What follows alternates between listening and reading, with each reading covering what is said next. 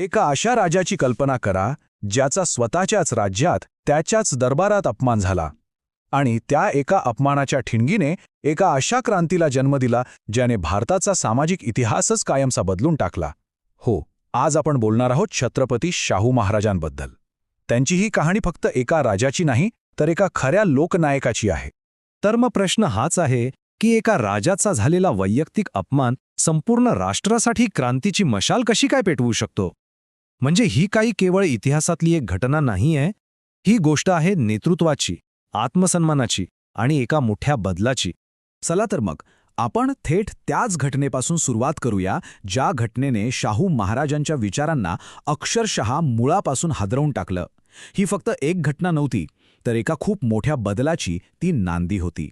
आणि बघा, हा फक्त एका राजाचा अपमान नव्हता, हा तर त्या व्यवस्थेचा खरा चेहरा होता, ज्या व्यवस्थेने शतकानुशतके लाखो लोकांना दाबून ठेवलं होतं. याच एका घटनेने शाहू महाराजांना विचार करायला भाग पाडलं की अरे, जर एका राजासोबत असं होऊ शकतं तर मग सामान्य माणसाची काय अवस्था असेल. आणि हीच होती ती व्यवस्था, एक अशी सामाजिक रचना जिथे जन्माच्या आधारावर माणसाची किंमत ठरवली जायची.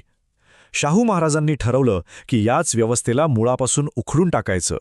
तर मग शाहू महाराजांनी आपला पहिला हल्ला कुठे केला असेल?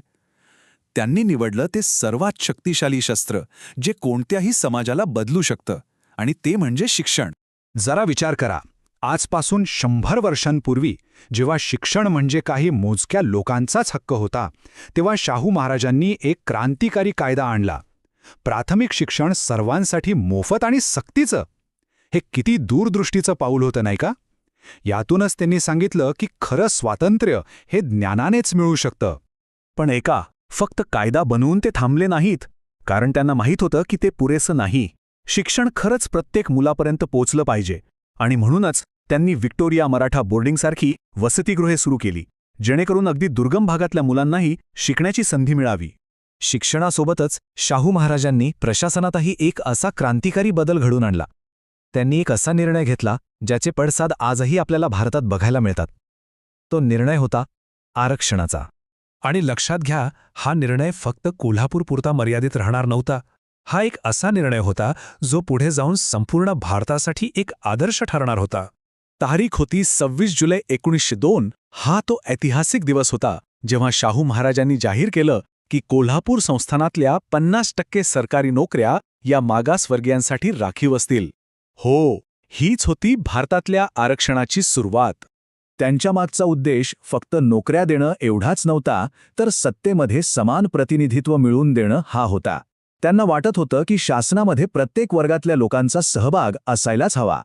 आणि त्यांच्या दूरदृष्टीचा अंदाज तुम्हाला यावरूनच येईल की त्यांच्या या निर्णयाला पुढे भारतीय संविधानात स्थान मिळायला तब्बल 48 वर्षे लागली.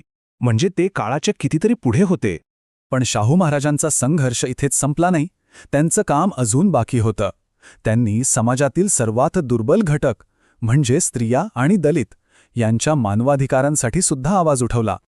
त्यांनी एकामागोमाग एक असे कायदे केले जे त्या काळातल्या समाजासाठी अक्षरशः क्रांतिकारी होते. विधवा पुनर्विवाहाला कायदेशीर मान्यता दिली, आंतरजातीय विवाहांना परवानगी दिली. हे फक्त कायदे नव्हते, तर सामाजिक स्वातंत्र्याच्या दिशेने उचललेली ही खूप मोठी पावलं होती.